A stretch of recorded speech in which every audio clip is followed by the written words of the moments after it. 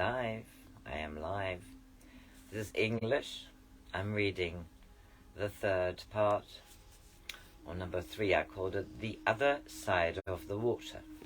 This is Joan Grant, and she was a seer, and she used to write far memory books. I put the explanation when I upload it on my BitChute. It is a remarkable novel, and it's about a tribe from long, long ago, and we are seeing the story out of Piyanah's eyes. She's a very young girl, and her mother and her Raki and Nini have gone off following this tribe. And little Piyanah is trying to discover what's going on. The other side of the water. The water of the high fall seemed only a greater intensity of the light flooding down from the full moon. It fell into a circular pool whose sides were of smooth rock. Then I realized why it was different from other falls. The pool must have been bottomless, for the smooth circle of rock was unbroken by any outlet. However deep one dived there would only be water and more water. "Now you know why I never let you come here," said Mother. "This is one of the hidden places, an entrance to the country on the other side of the water. Even the tribal elders dare not come here at the full moon. They are afraid to see themselves as they were before they were born. They are afraid to see the before people looking at them. But I have brought you here to tell you my story, because it was at a pool very like this where I learned the courage to break the laws of the tribe. When I was young, the storyteller brought us legends, which were much older than those told by his successors.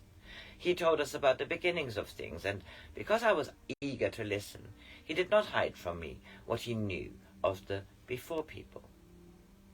Who are they? Those who came before us, before we can remember. Before the totem? Before any totem. He told me that if I had the courage to look into still water at the foot of a high fall when the moon is full, I might be able to see his legend come alive. I saw more than a legend, Raki and Piyanah. I saw a way of life forgotten by the tribes, a way of life which must make men and women find only a familiar joy in the land without shadows.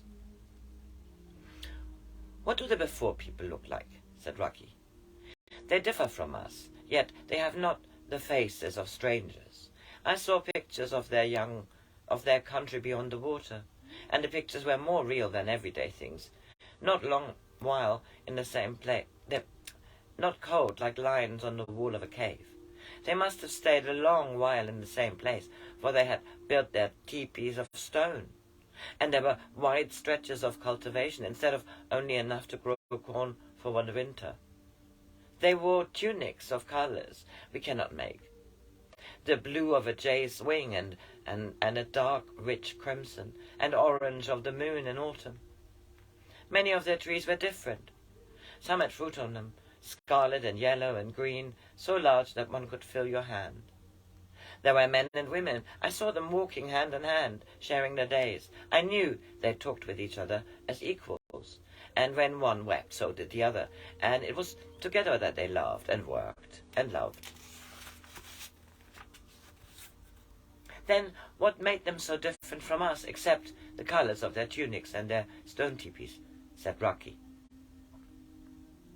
Moonlight was shining full on her face, and for the first time since she had known we had been on the encampment, I saw she smiled. "That you can ask such a question shows that I'm not altogether a failure. You're redskins, male and female, and you find nothing surprising that men and women should love each other and wish to live together through all the seasons." "How could we be surprised?" I said, wondering why she didn't go on with the exciting part of this story. "When I realized that men and women could live like that, I made a promise to the great hunters, because I knew their way of life was the same as the before people's, and that they wanted me to follow it again. I promised that if I had a child, I would try to keep it free of the laws of separation, and that I would never let it leave its father, to go back to the squaw's teepees. What are the squaw's teepees? I asked, and why did my father want you to go there?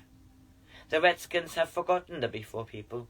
Even the elders have forgotten so deeply that they cannot learn wisdom from the wild duck, who knows that the great secrets can be learned only in pairs. Then Raki and I shall learn a lot of secrets, I said contentedly, because we are always in a pair. How do the rest of the tribe have children if they don't love each other? Said Raki. In the early summer, each young brave chooses a squaw and takes her away into the woods so that she can have a baby. He does this because it is his duty to the tribe, not because he loves her. I told you that the redskins are less wise than the least of the animals. What happened to a squaw after she knows she's going to swell up and have a baby? I asked anxiously. She goes to the squaw's teepees, and not until it is more than a year old its father or any other man notices her again. If they meet on a narrow path, she must stand aside for him to pass, and he will pretend even to have forgotten her name. Don't squaws hate the fathers of their children? Said Raki. I don't know, perhaps if they had never known love, they are not disturbed by hatred either. It's a pity that my father is the chief, I said, otherwise I would kill him for making you so unhappy. Do you hate him very much? No, she said, I love him, and he loves me, though only a little and not enough to make him break the laws of the tribe. You were born because we were happy together, while he had forgotten everything except that we were young and alone together in the summer weather, and I was happy because I believed that he could never wish you to send me away after I had told him of the before people. But you see, Raki and Piyanah, he never believed that they were real. Why didn't you make him look into a pool too? I did. I could see the before people so very clearly. Two of them, a man and a woman, held out their hands to us, but your father said there was only moonlight on the dark water. He loved you, and he wouldn't believe you, said Raki, incredulous. Perhaps he couldn't believe me, because he wanted to go on believing that the only duty of a chief is to carry on the pattern set on the loom by his father and his father's father. He said that if he took a squaw to live with him all through the year, the braves would never trust him to lead them to battle. He said that even the squaws would despise him. But at least he did not make me go back to the squaws, for I said that if he did not allow me to live away from the tribe, I would drown myself and take the child with me to the other side of the water. My sister chose to come with me, but she died when Raki was born. So I suckled you both. It is because Raki has taken milk from me that Piyanah father can declare him to be the next chief. Has he no other son? Said Raki. No. Perhaps I made him distrustful of all squaws, or sometimes when I'm happy I think it is because he still loves me. We are under his protection, and that is why food is left for us on the rocks where I was waiting for you. That is why Nini stays with us, and why no one dares to molest either of you. And why are they afraid of us? Because you're my children, and they know that I have seen the before people, and because you have already broken one of their laws and not been punished for it. Which law? Raki is a boy who still lives with his mother after his 7th year, and he is straight and swift and full of health.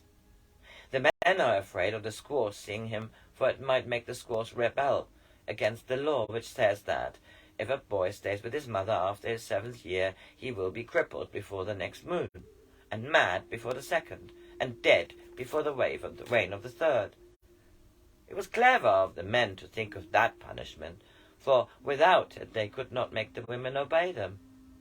I have often heard a squaw weeping night after night when she thought the others were asleep, because her son had been taken away, and I have seen a woman stand by the path while a boy walked past without any sign of recognition that she was his mother. Then the women ought not to hate us. Women must either believe that this tribal law is false, or else that you are under the protection of some powerful spirit. And to the foolish, all spirits seem evil, or they must know that they have been betrayed for generations, and it's easier for them to cling to their false loyalties. Do all tribes think the same? I asked. Each tribe has its own totem, and the hope by which I live is that among them there is at least one tribe that remembers the before people. Every 7 years the tribes meet for the feathered council. When your children are old enough to find their mates to go to the gathering of the tribes, and I think the great hunters will allow them there to find the ones who will be to them as you are to each other. The fear that this story had brought disappeared like mist before the sun. Mother knew that Raki and I would never allow ourselves to be parted. He would never be a brave, nor I shut away from him in the squaws' teepees. If Piyanah's father chose me for the next chief, would the tribe acknowledge me? Said Raki. No, that is why he will not choose you. I'm glad, said Raki. We would have to try to lead them away from their unhappiness, and Piyanah wouldn't like to live among people who hate us, and neither should I. Shall I be able to see the before people? I said. I hope so, Piyanah. Not a day has passed since you were born that I have not asked the great hunters that I might share with you my perilous sight. Perilous? Well, there's always danger in being different. Can I try to see them now, when the pool holds the circle of the moon? That's it for today. First part of The Other Side of the Water. My light switch has gone